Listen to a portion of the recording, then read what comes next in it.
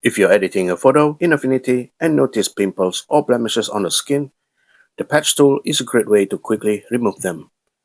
The patch tool lets you select an area in an image and replace it with pixels from another area, so it blends seamlessly. To understand further, let's get into it. I've got a photo here with some pimples and blemishes on the skin. To fix them, I'll select the patch tool, then draw a selection around the area I want to repair.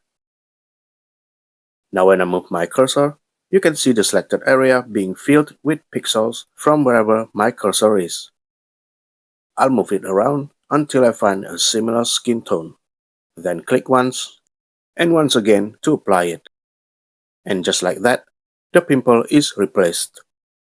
Next, if I go to the context toolbar and enable selection is source, it basically works the other way around. Now the area where I place my cursor will be filled with pixels from the selected area instead. If I choose texture only, the texture is copied, but the color at the target area stays the same. If I choose transparent, the selected area is filled with pixels from the source area with transparency. That's basically how you can repair photos using the patch tool in Affinity. Feel free to experiment with these settings to get the best results.